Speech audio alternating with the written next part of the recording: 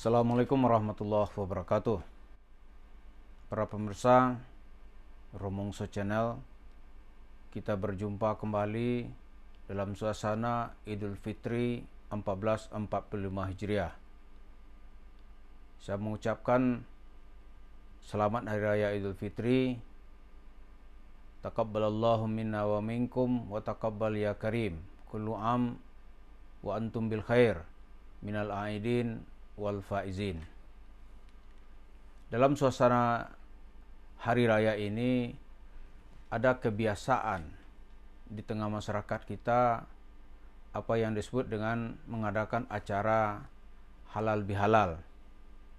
Dan sebelumnya tentu juga dilakukan acara mudik lebaran. Itu saya kira salah satu tradisi keislaman di tengah masyarakat kita. Tapi yang penting kita ambil kesimpulannya adalah bahwa dalam suasana lebaran ini masyarakat kita ingin menjalin silaturahmi. Silaturahmi berdasarkan kekerabatan, tetapi dalam forum ini kita ingin menjalin silaturahmi keumatan. Dengan silaturahmi keumatan itu, umat ini atau jemaah ini bisa terjalin komunikasi. Dengan terjalin komunikasi itu maka bisa bertukar informasi. Dengan bertukar informasi itu maka selamatlah dia dari berbagai gangguan dan godaan.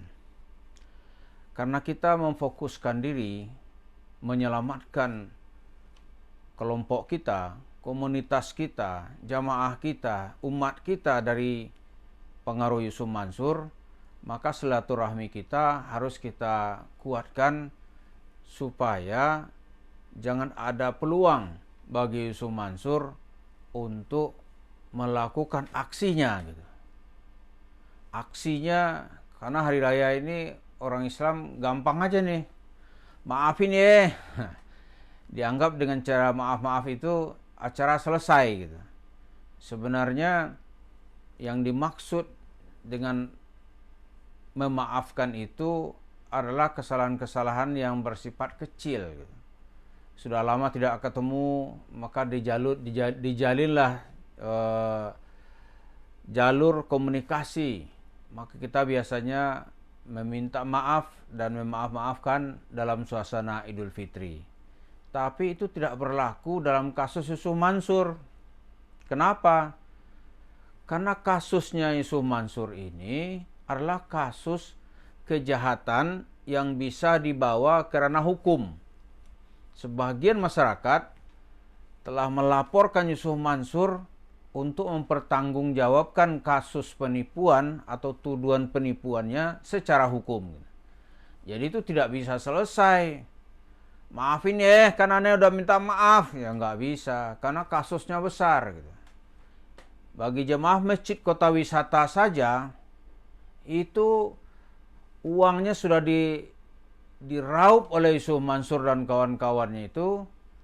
Menurut laporan Zaini Mustafa di pengadilan negeri, itu jumlahnya melebihi dari 55 miliar rupiah ketika itu. Itu tahun 2009. Kalau sekarang nilai uang 55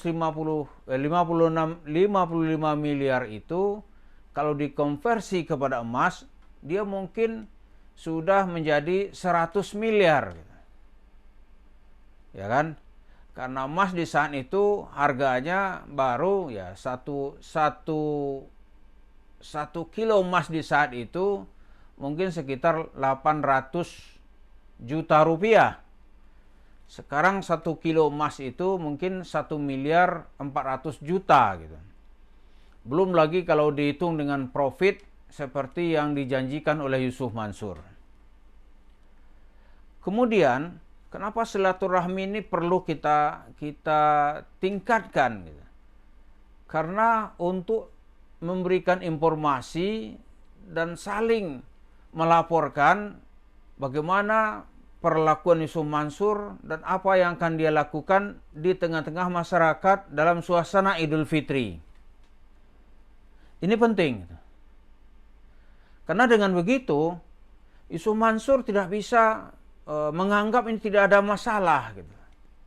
Karena begitu banyak orang-orang yang dia rugikan, yang dia anggap itu sebagai hartanya yang sah gitu. Padahal orang sudah mengutuknya itu adalah harta haram yang dinikmatinya dari bersama anak perempuan dan keluarganya gitu. Jadi suasana Idul Fitri ini kita ingin menjalin silaturahmi keumatan, silaturahmi kekeluargaan gitu. Begitu juga nanti silaturahmi keislaman. Kenapa? Karena inilah suasana kita, inilah kondisi kita di tengah orang lain menikmati dengan senang menghadapi Idul Fitri. Korban-korban yang ditimbulkan oleh Yusuf Mansur ini memasuki Idul Fitri dengan hati yang tidak tenang. Kenapa? Hak-haknya belum dikembalikan.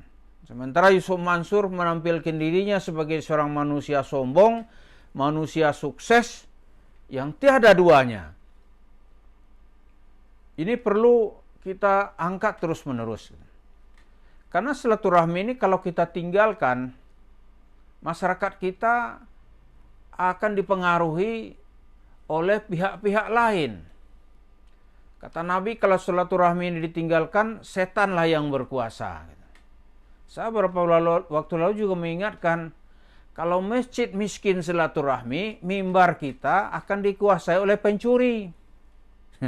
Dia naik ke atas mimbar, lantas jemaah ini dirayu-rayu, mungkin juga ditakut-takuti dengan bahasa-bahasa sedekah. Sedekah aja, dapat surga ente, gitu kan. Padahal dia juga belum tentu mengerti atau dia belum pernah balik dari surga gitu. Cerita-cerita surganya untuk kepentingan dirinya. Jadi itu karena kita kurang silaturahmi. Maka mimbar-mimbar kita dikuasai oleh pencuri. Mimbar-mimbar itu digunakan untuk mencari uang demi kepentingannya sendiri.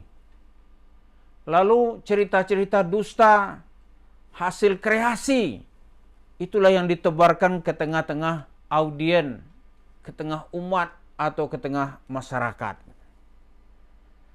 Karena memang perkembangan teknologi digital ini, para jemaah yang berbahagia atau para pemirsa yang budiman, kita lihat hampir 80%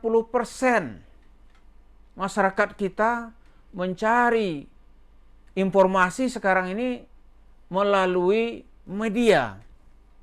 Apa nanti YouTube channel, ya kan? Melalui TikTok, melalui Instagram dan lain-lain. Itu ciri khas era digital.